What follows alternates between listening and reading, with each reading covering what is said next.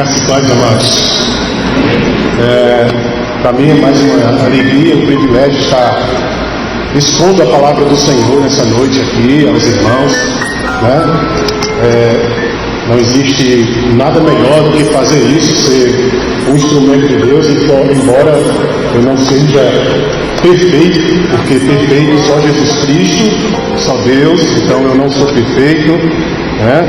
E com todo esforço e dedicação, com oração, eu fui repousar na carta de Filemão, que você pode abrir nesse momento, a sua Bíblia, certo? E olhei essa carta de forma doutrinária, de forma devocional, olhei essa carta de forma exegética e procurei extrair dela as verdades que já existem, né? Mas são necessárias para as nossas vidas, certo? Porque a palavra de Deus ela sempre se atualiza. Passarão os céus e a terra, e as minhas palavras não vão passar, disse o Senhor Jesus. Então, qualquer tipo de livro que exista na face da terra pode ficar desatualizado, mas a palavra de Deus, a Bíblia Sagrada, ela não desatualiza, porque é uma palavra espiritual, certo? Pode haver qualquer época, qualquer tempo, ela vai ser atual para aquela época e para aquele tempo. Tá bom? A carta de Filemão é um capítulo só, uma carta pequena, né? E possamos fazer essa leitura nesse momento. Paulo, prisioneiro de Cristo Jesus, e o irmão Timóteo, o amado Filemão, também nosso colaborador, e a irmã Áfia e a Arca, o nosso companheiro Lucas, e a igreja que está em tua casa. Graça e paz a vós outros, da parte de Deus nosso Pai e do Senhor Jesus Cristo. Dou graças ao meu Deus, lembrando sempre de ti nas minhas orações, estando ciente do teu amor e da fé que tens para com o Senhor Jesus e todos os santos, para que a comunhão da tua fé se torne eficiente no pleno conhecimento de todo o bem que há em nós para com Cristo. Pois, irmão, tive grande alegria e conforto no teu amor, porquanto o coração dos santos tem sido reanimado por teu intermédio. Pois bem, ainda que eu sinta plena liberdade em Cristo para te ordenar o que convém, prefiro todavia solicitar em nome do amor, sendo o que sou, Paulo o velho, e agora até prisioneiro de Cristo. Sim, solicito-te em favor de meu filho Onésimo, que gerei entre algemas. Ele antes que foi inútil, atualmente porém é útil a ti e a mim. Eu te enviei de volta em pessoa, quero dizer, do meu próprio coração. Eu queria conservá-lo comigo, mesmo para que em teu lugar me servir nas algemas que carrego por causa do Evangelho. Nada, porém, quis fazer sem o teu consentimento, para que a tua bondade não venha a ser como que por obrigação, mas de livre vontade. Pois acredito que ele veio a ser afastado de ti temporariamente, a fim de que o recebais para sempre, não como escravo, antes muito acima de escravo, como irmão caríssimo, especialmente de mim, e com maior razão de ti, quer na carne, quer no Senhor. Se, portanto, me consideras companheiro, recebe-o como se fosse a mim mesmo. E se algum dano te fez, ou se te deve alguma coisa, lança tudo em minha conta. Eu, Paulo, de próprio punho, o escrevo. Eu pagarei, para não te alegar que também tu me deves a ti mesmo.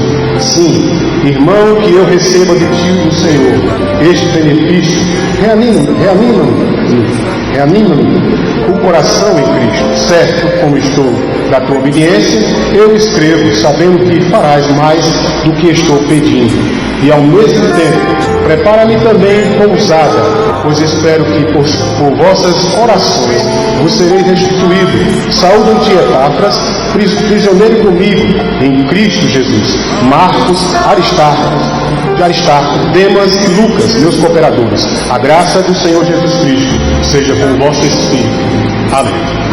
Meus queridos, é importante que nós adentremos dentro do pensamento de Paulo ao escrever essa pequena carta, né? Nós precisamos entender o que é que Paulo quis relatar sobre essa carta, fazendo essa intercessão, essa intermediação entre Onésimo e Filemon, né? Historicamente, nós percebemos que, dentro do contexto do texto, nós percebemos que o Onésimo, certo? Antes do teu encontro com Cristo, ele tinha feito algo horrível, pecaminoso. Tinha roubado, além de roubar o seu patrão, o seu dono, na verdade é amo, né? É o dono mesmo, o seu senhor, Filemon. Ele, por sua vez, fugiu da guarda do seu tutor, certo? Do seu dono, do seu amo. Então, ficou assim uma coisa meio que parecendo embaraçosa, no sentido de que ele, sendo escravo, ele era devedor ao seu patrão, ao seu dono, ao seu senhor, né? E esse homem, chegou aos cuidados, digamos assim, do apóstolo Paulo. E chegando aos cuidados do apóstolo Paulo, ele teve um encontro, né, com Jesus Cristo, Paulo assim anunciando o Evangelho para ele, e passou ele de ser aquele homem, aquele rapaz, aquele senhor, né, escravo, agora a ser um escravo livre. Não é mais um escravo de forma brutal, de forma, podemos dizer, algemado, certo? Serviçal mesmo, sem nenhum privilégio do seu Senhor. Agora escravo, agora livre em Cristo. É o que nós percebemos no texto. Nós temos muitas coisas que nós podemos aprender nesse texto. Por exemplo, essa carta nós aprendemos sobre o amor ágape de Deus. Nós aprendemos nessa carta sobre a questão de sermos todos nós cristãos, sejam líderes, sejam cristãos normais no sentido da normalidade, podemos perceber que nós podemos ser também algemados em Cristo, ou seja, escravos, prisioneiros de Cristo, né? Coisa que o mundo não quer, coisa que o mundo não compactua, não comunga dessa ideia de que precisamos ser prisioneiros de alguma coisa. Na verdade, o mundo prega que você deve ser livre, como um libertino, como qualquer coisa aí, que não deve satisfações a ninguém.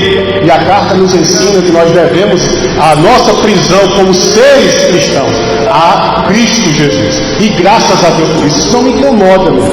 Não sei se te incomoda, mas isso não me incomoda, ser prisioneiro de Cristo. Amém? Isso não me incomoda, não nos incomoda, não deve nos incomodar, certo? Porque somos prisioneiros, não é de qualquer coisa, nem de qualquer um, certo? Não é de Deus pagão nenhum, mas somos prisioneiros de Cristo. Cristo Jesus ressurreto, sentado à direita de Deus Pai, que ressuscitou ao terceiro dia.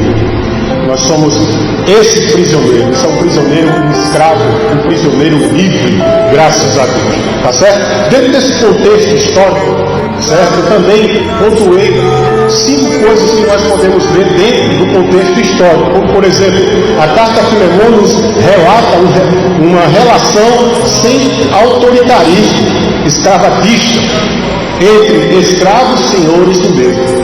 Na época do apóstolo Paulo, havia quase por inteiro extinguido a escravidão. Tudo em vista, os escravos já estavam passando de escravos para outras profissões, como por exemplo, haviam escravos que já tinham a profissão de médico naquela época. Quer dizer, já estava havendo uma mudança na característica de ser escravos. 3, né? A terceira coisa também do ponto histórico, devemos saber que neste contexto paulino, escravos eram como instrumentos dos seus donos, ou seja, alguns donos eram tiranos, certo? E tratavam os seus escravos como um objeto, uma coisa sem valor, né?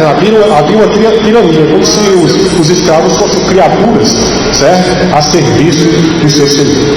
Na questão 4 do ponto histórico também, provavelmente em Éfeso, Filemon havia sido salvo, ou seja, Filemon teve um encontro com Paulo e com o Evangelho em Éfeso. E quinta coisa dentro do dado histórico é que devemos saber que Onésimo, quando roubou o seu senhor, Filemon, ainda não era professo, não era cristão, genuinamente falando na palavra, certo? Meus queridos, a primeira coisa que podemos ver hoje, antes disso o tema, livres escravos do amor de Deus, os que são prisioneiros de Cristo, verdadeiramente são livres. Só repetindo o tema aqui para a gente ficar bem ratificado aqui, gravado. Livres, escravos do amor de Deus, os que são prisioneiros de Cristo, verdadeiramente são livres de verdade. Então a primeira coisa que nós podemos refletir nessa noite, aqui, um prisioneiro de Cristo escrevendo a outros prisioneiros de Cristo. A carta de cara nos traz essa realidade, porque a palavra de Deus é atual. Ou seja, um prisioneiro, Paulo, de Cristo, escreve a outros prisioneiros que somos nós. Um escravo de Cristo como Paulo escreve a outros escravos de Cristo como nós. Somos todos escravos e prisioneiros de Cristo. Nós temos um dono, nós temos um amo, nós temos um Senhor. E o Senhor, como diz em Mateus capítulo 11, a partir do versículo 28, que o seu fardo é leve, que o seu jugo é o quê? Suave. Ou seja, as algemas de Cristo não machucam, o fardo de Cristo não pesa, a sua cangaia não machuca, é suave, é maravilhosa, é algo da gente privilegiar e agradecer a Deus todos os dias da nossa vida, porque nós entendemos que é um grande privilégio nosso, um privilégio. Ele tem nos escolhido para sermos seus prisioneiros e seus escravos.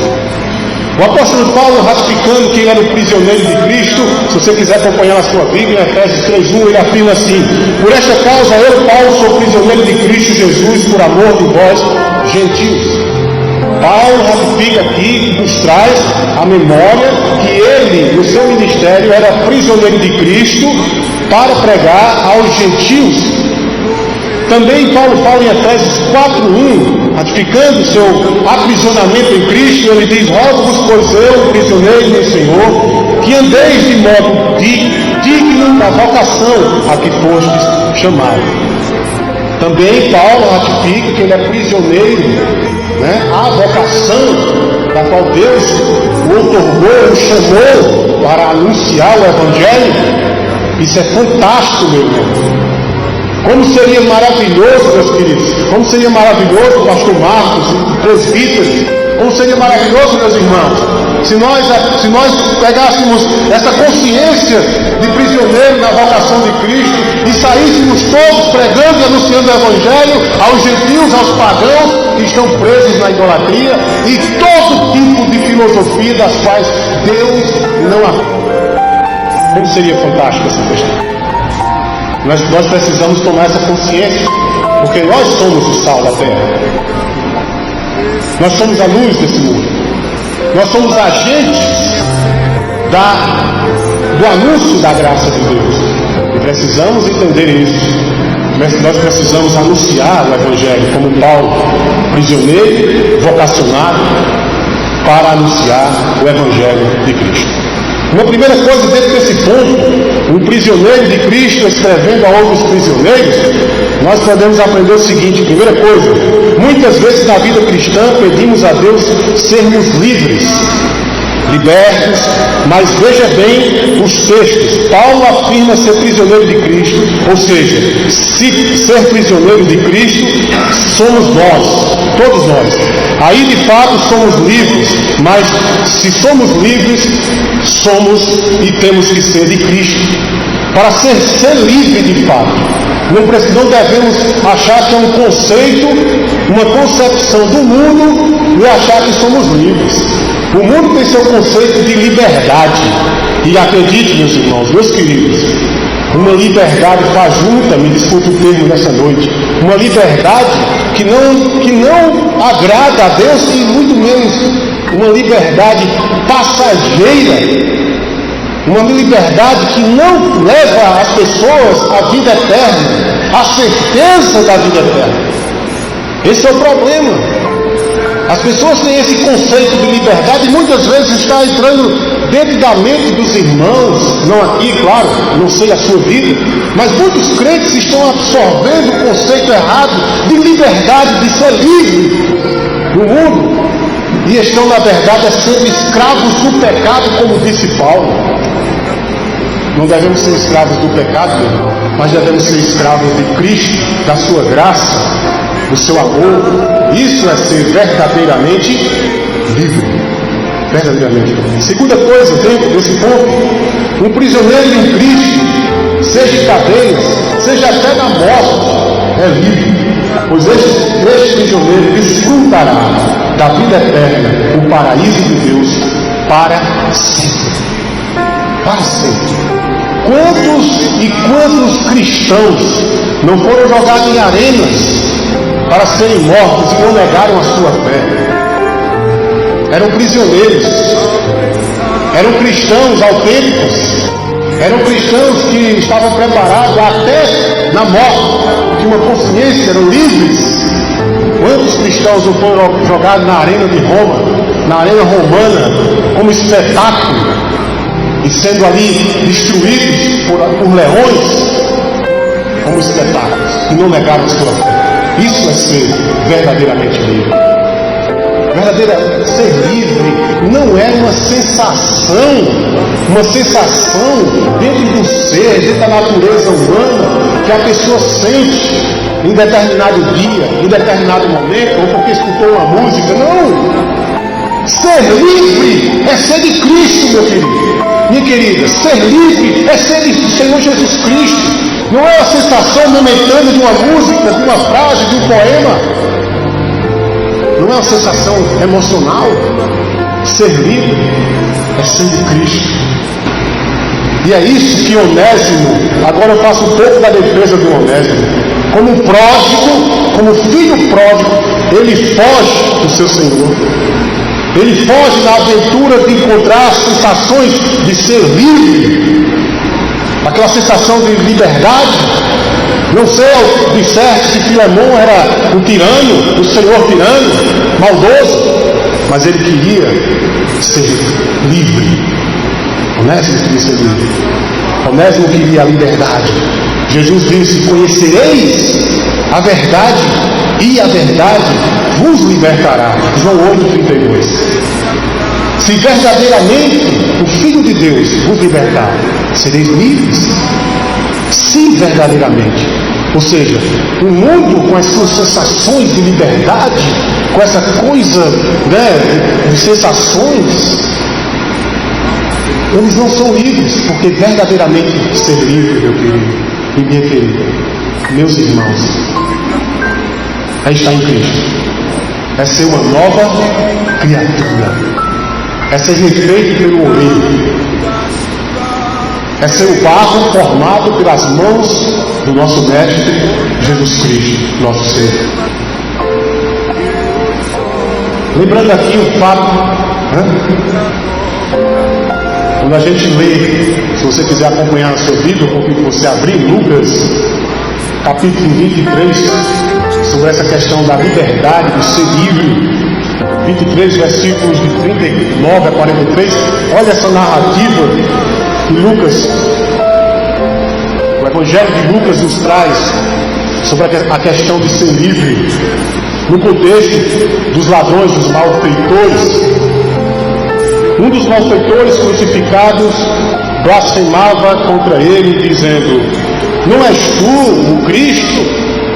Salva-te a ti mesmo e a nós também. Respondeu-lhe, porém, o outro, repreendendo, dizendo: nem ao menos temes a Deus, estando sob igual sentença? Nós, na verdade, com justiça, porque recebemos o castigo que os nossos atos mereceram, mas este nenhum mal fez. E acrescentou o que, o outro malfeitor que iniciou a conversa: Jesus, lembra-te de mim quando vieres o teu reino. Jesus Ele respondeu, Jesus vendo aquele pequeno debate de sofredores ali,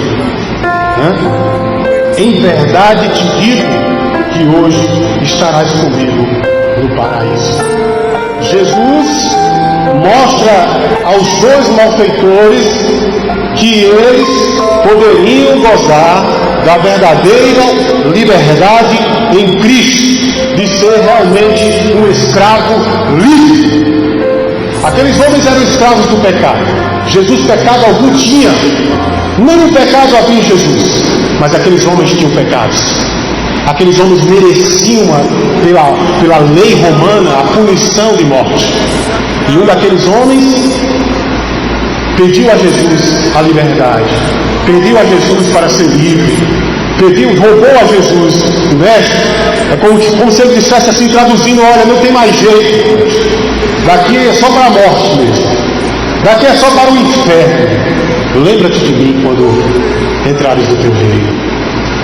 E Jesus disse que, meus queridos, ainda hoje estarás comigo no paraíso. Isso é ser livre. Isso é verdadeiramente um escravo escrevendo a outros escravos. Isso realmente é um idealismo cristão de liberdade. É isso aí. E uma terceira coisa que nós podemos ver dentro desse ponto é que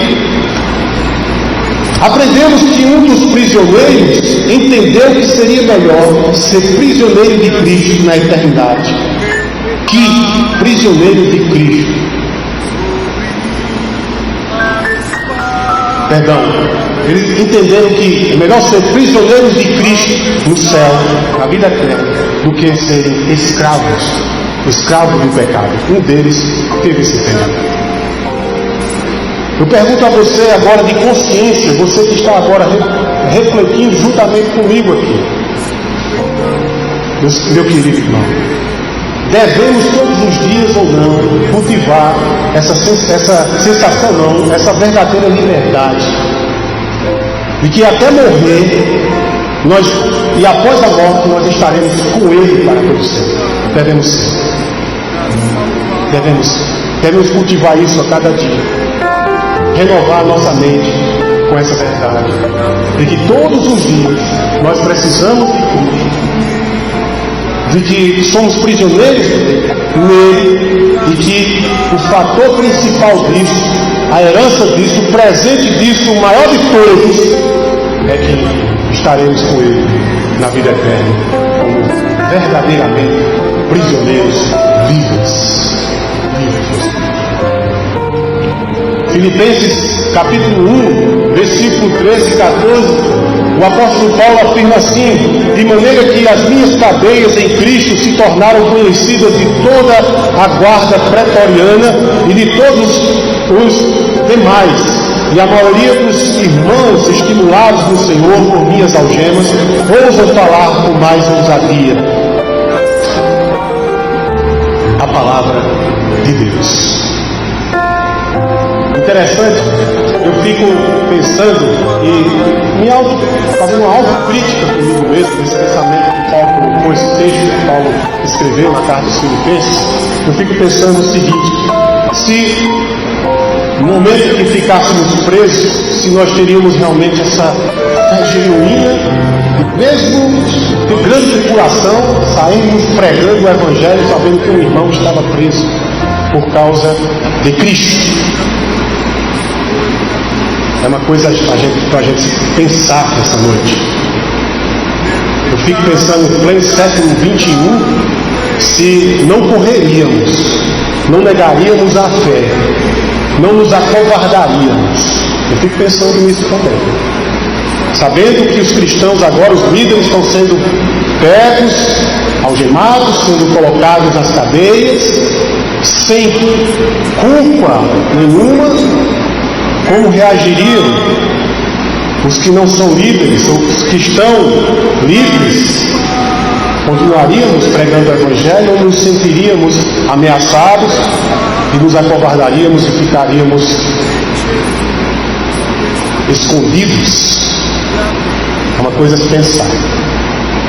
No verso 17 de Filemon, na carta de Filemon, o apóstolo Paulo ratifica esse pensamento de Filipenses, quando ele diz assim: se portanto me consideras companheiro, recebe-o como se fosse a mim mesmo. Ou seja, ele preso, Paulo, ele escreve Filemon, dizendo: recebe, continua fazendo o trabalho do Senhor, não feche as portas só porque ele causou um dano, continua fazendo a obra. Eu te conheço, Filemon, eu sei que você tem esse coração de Deus, continua fazendo o trabalho do Senhor. Uma quarta coisa dentro desse primeiro ponto, uma carta de um escravo escrevendo a outros escravos.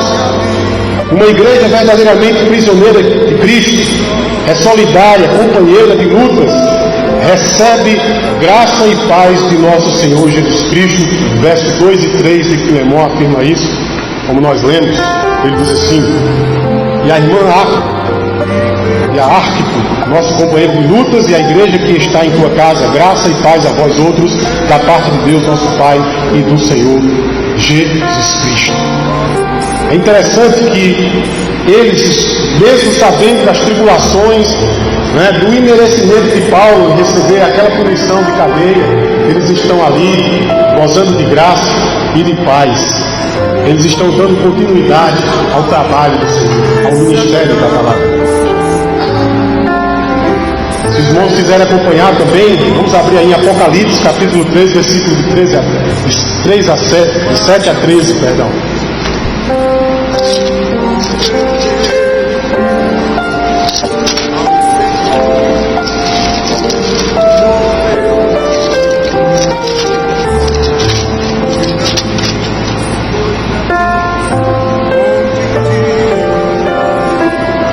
Ao anjo da igreja de Filadélfia escreve: estas coisas diz o santo e verdadeiro, aquele que tem a chave de Davi, que abre e ninguém fechará, e que fecha e ninguém abrirá. Conheço as tuas obras, eis que tenho posto diante de ti uma porta aberta, a qual ninguém pode fechar, que tens pouca força, entretanto guardaste a minha palavra, e não negaste o meu nome. Eis, farei que alguns dos que são da sinagoga de Satanás, desses que a si mesmo se declararam judeus e não são, mas mentem, eis que os farei vir e prostrar-se aos seus pés. E conhecer que eu te amei, porque guardaste a palavra da minha perseverança. Também eu te guardarei da hora da provação que há de vir sobre o mundo inteiro, para experimentar os que habitam sobre a terra. Vem sem demora, conserva o que tens, para que ninguém tome a tua coroa. Ao vencedor faloei com no santuário do meu Deus, e daí jamais sairá. Gravarei também sobre ele o nome do meu Deus, o nome da cidade do meu Deus, a nova Jerusalém, que desce do céu, vinda da parte do meu Deus, e o meu novo nome. Quem tem ouvidos, ouça o que o Espírito diz às igrejas. Como Paulo se refere àquela igreja que se reunia ali, eu ratifico aqui diante dos irmãos a palavra, a igreja da qual Jesus está esperando e aguardando por ela. Essa igreja que ele vai escrever o seu nome, que ele tem o prazer, nele, mesmo com pouca força, porque não é uma igreja poderosa, cheia de recursos humanos, mas é uma igreja cheia dos recursos soberanos de Deus. É uma igreja cheia dos recursos da graça que nós não merecemos, da graça maravilhosa de Cristo. Como ele disse, graça e paz a vós que estão reunidos aí como igreja. Uma segunda coisa nessa reflexão, meus queridos, eu quero trazer aos irmãos, dentro do texto, no verso 4 a 5 de Filemon. Se você quiser acompanhar aí na sua Bíblia,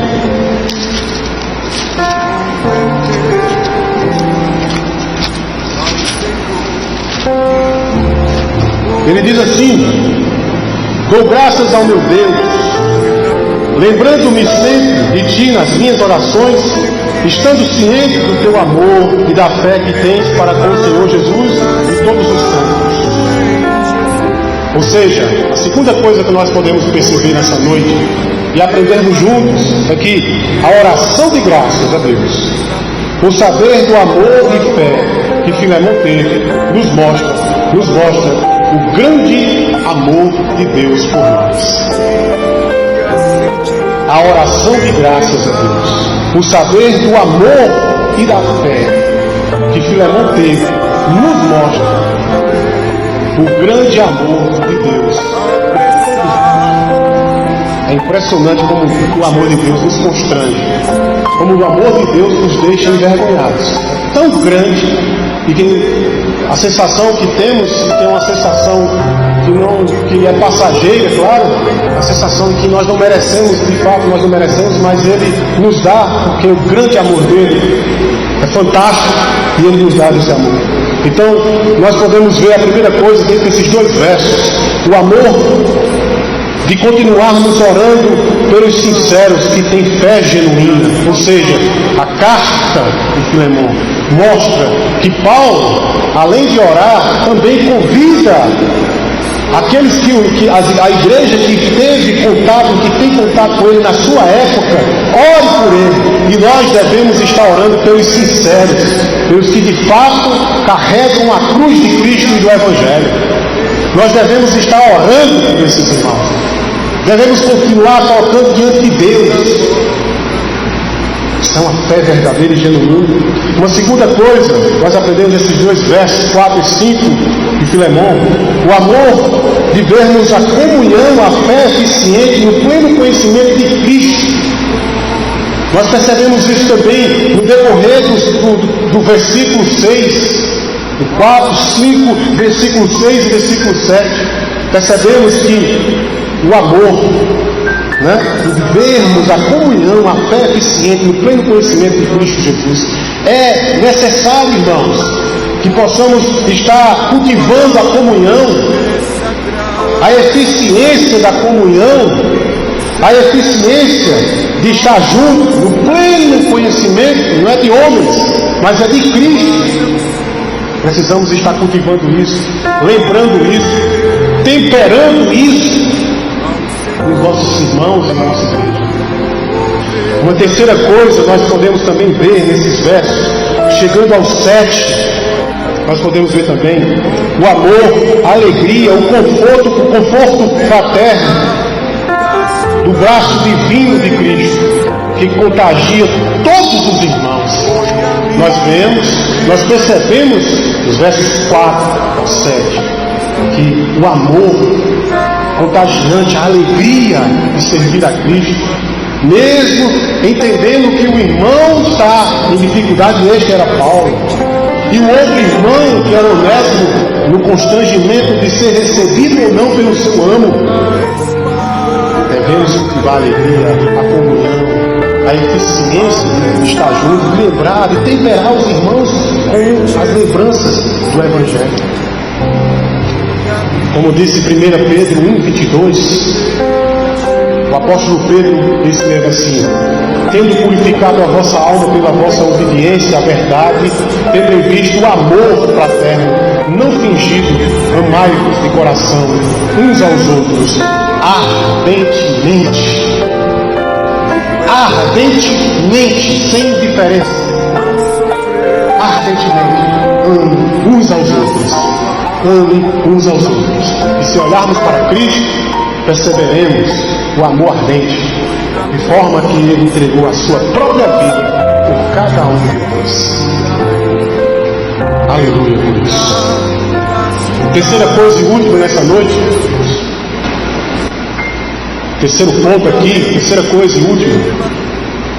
O prisioneiro de Paulo agora advoga o tão simples prisioneiro de Cristo, Onésimo.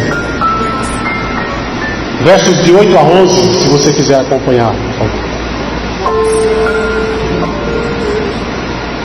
Pois bem, ainda que eu sinta plena liberdade em Cristo para te ordenar o que convém, prefiro todavia solicitar em nome do amor, sendo que sou Paulo, o velho, e agora até prisioneiro de Cristo Jesus. Sim, solicito-te em favor de meu filho Onésimo, que gerei entre algemas. Ele antes que foi inútil, atualmente, porém, é útil a ti e a mim. Queridos irmãos, até aí, eu particularmente já fui inútil.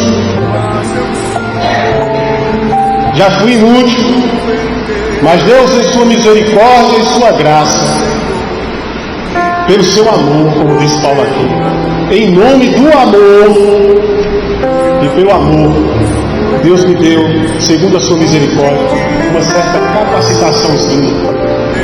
Melhorou um pouquinho, porque de fato nós devemos nos sentir diante de Deus inúteis mesmo, porque toda inutilidade vem de Cristo e é de Cristo. Mas a gente melhora um pouquinho para servir a Ele. Antes inútil, agora útil ao Senhor. Como disse aqui Paulo, se referindo ao Onésimo. Mas o ponto é a questão de advogar a causa do seu amigo, do seu filho na fé, Onésimo. E ele diz assim, e eu trago 2 textos do Novo Testamento sobre isso, um texto do Novo Testamento, em 1 João 2,1, e fala assim: filhinhos meus, estas coisas vos escrevo para que não pequeis, se todavia alguém pecar. Temos advogado junto ao Pai, Cristo Jesus, o justo. Temos um advogado. Paulo, imitando a Cristo, advoga a causa de Onésimo. Isso é uma consciência fantástica do Evangelho e cristão. Paulo não agiu diferente de Cristo. Paulo agiu imitando a Cristo, advogando a causa de Onésimo, rogando, intercedendo, pedindo a Filemão que o recebesse em nome do amor. Em nome do amor, receba Onésimo. Ele era inútil, agora é útil. Como Marcos, teve uma discussão entre Barnabé e Paulo. Esse rapaz afugentou-se, foi embora. Um dia Paulo escreve dizendo: ele é útil, traga Marcos.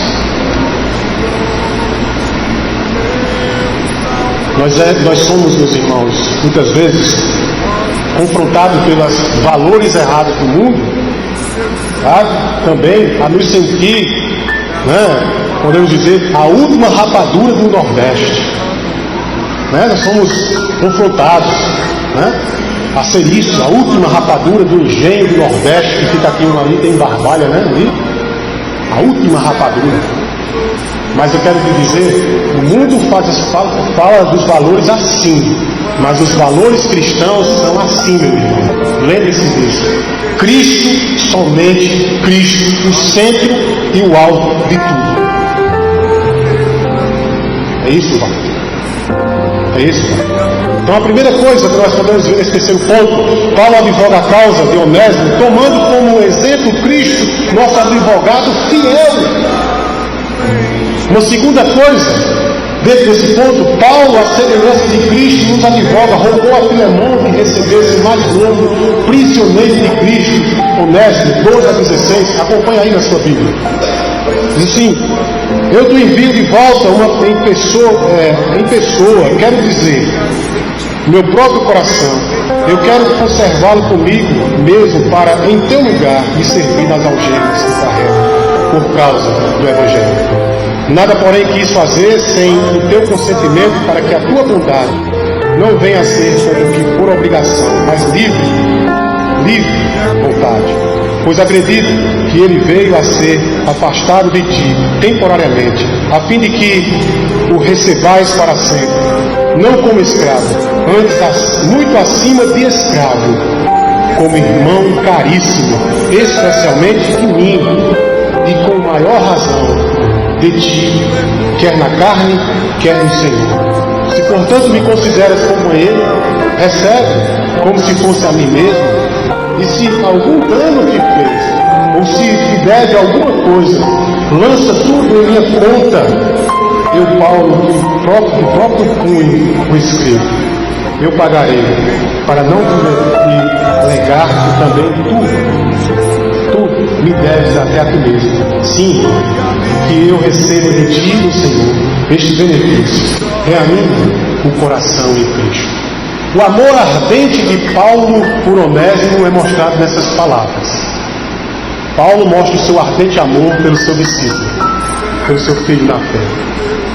Quando ele diz, olha, qualquer coisa que ele deva aí, resumidamente, qualquer coisa que ele te deva, seja na carne, seja no Senhor, eu te pagarei. Assim fez o Senhor Jesus Cristo por cada um de nós. Com seu ardente amor, em ardor de amor ágape, Ele pagou e riscou qualquer coisa que devemos ao mundo, ao diabo ou a qualquer coisa que existe. Porque Ele nos amou e nós não merecemos. Nós não merecemos. Assim Cristo intercede por todos nós. Somos escravos, não do pecado, mas de Cristo, filhos comprados pelo seu sangue.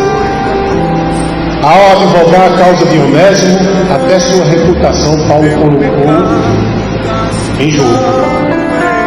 Paulo colocou, olha, eu me responsabilizo por Onésimo. Eu coloco a minha vida diante dessa causa. Receba, Filemão. Uma quarta coisa, se portanto me consideras companheiro, Paulo usou esse termo, se me consideras teu companheiro, ou seja, se de fato era companheiro de lutas, também era com ele aprisionado a Cristo, aceitaria o pedido de Paulo, versos de 17 a 20 mais ou menos. Uma quinta coisa, certo estava Paulo da obediência e amor de Filemão, pois não precisava ser um autoritário como alguém que tratasse os outros como escravo, como seus subjugados. Verso 21 a 22 nós vemos isso, podemos ler aí na carta. Certo como estou da tua obediência, eu te escrevo, sabendo que farás mais do que estou pedindo, e ao mesmo tempo prepara-me também pousada, pois espero que por vossas orações vos serei restituído. Saúde-te, Epáfras, prisioneiro comigo, em Cristo Jesus. Marcos, Aristarco, Demas e Lucas, meus cooperadores. A graça do Senhor Jesus Cristo seja com o vosso espírito. Aos prisioneiros de luta, de labuta, Paulo escreveu e desejou ardentemente em amor sua saudação final, graça e paz, pois mesmo em lutas recebemos sem merecimento algum a graça e a paz de Cristo. Eu convido você a fechar seus olhos, baixar sua cabeça e nós orarmos assim. E peço que você traga a sua lembrança e rogue a Deus. Você é um prisioneiro como eu de Cristo.